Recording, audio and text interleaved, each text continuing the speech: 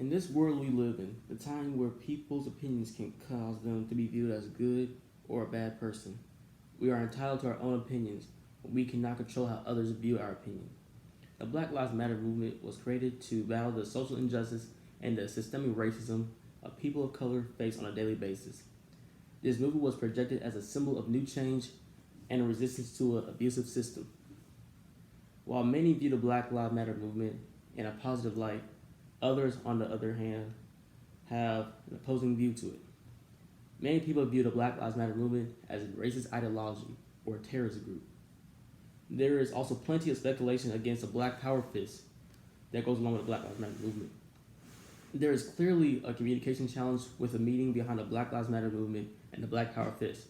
So the question I have for this wordless narrative is, how do other races in America view the movement, and how can we come to a resolution to show all lives should be valued?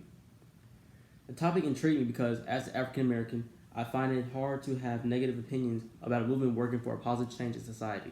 This country has 400 years of racial abuse of people that share the same skin color as mine.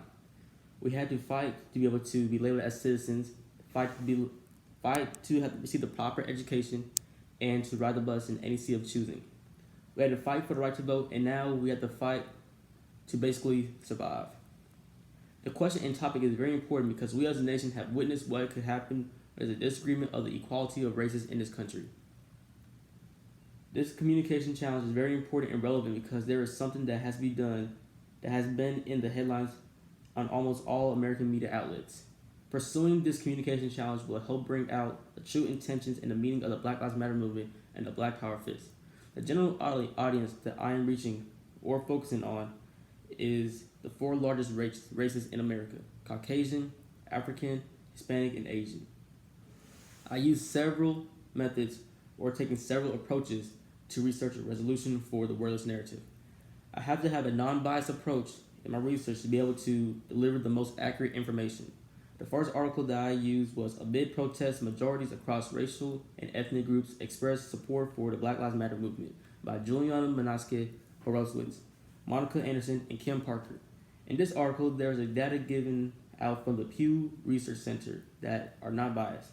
The information that they give out allows someone to change the perspective on what races are involved in the violence at protests. The second article that I used was White Lives Matter. This article was a direct response from Caucasians. They received their ideology from neo-Nazis that opposed the Black Lives Matter movement. There I am able to get information for their cause of opposing the Black Lives Matter movement. With this article, I am able to grasp an understanding of why they choose to be on the opposition. My last article that I am using is the Black Lives Matter website. I have positive thoughts on the Black Lives Matter, and I understand the full approach of what the purpose and the ultimate goal of the movement is. Thank you.